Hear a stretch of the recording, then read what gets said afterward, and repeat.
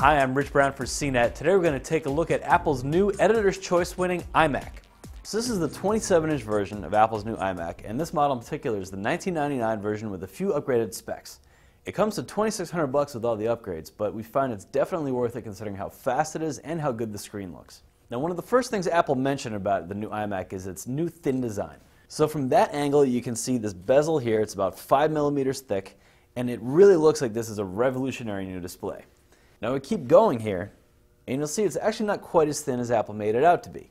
There's this big bulge here in the back, and from front to back, the monitor is actually about 2.5 inches thick. Now it's certainly not a behemoth, but it's also not the sort of razor-thin display that Apple put out there. Now, of course, a standout feature with a 27-inch iMac is its giant, gorgeous display. So this is a 27-inch screen, and it's 2560 by 1440 pixel resolution. That puts it among the ranks of the highest res all-in-ones out there.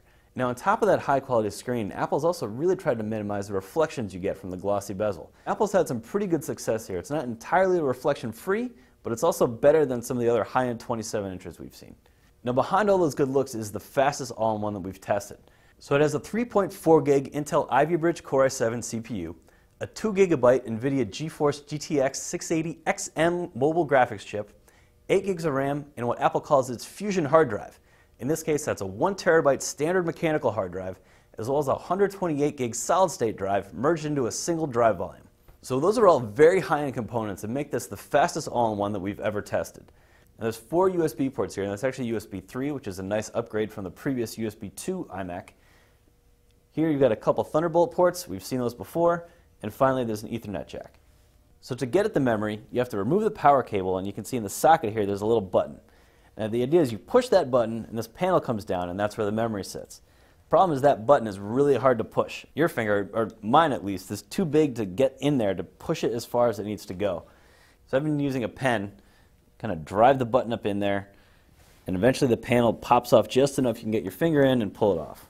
Now, rounding out the features on the new iMac, there's 2 microphone inputs up here. They're hard to see, but they definitely improve voice fidelity when you're making calls. Now, as I mentioned, our iMac review unit comes with a lot of upgraded parts, and that puts its price pretty high, up at about $2,600. It starts at $1,800 though, so that makes the system really pretty competitive, given that you still get the Core i5 CPU, a standard terabyte hard drive, as well as the big display. Now, there are some points of inconvenience with this system. The lack of a direct HDMI input and no optical drive means you have to jump through a few hoops if you want to use it for home entertainment. But especially for serious users that need a high-resolution screen and all the performance you get with this system, this is an easy recommendation. So I'm Rich Brown. This is Apple's new Editor's Choice winning 27-inch iMac.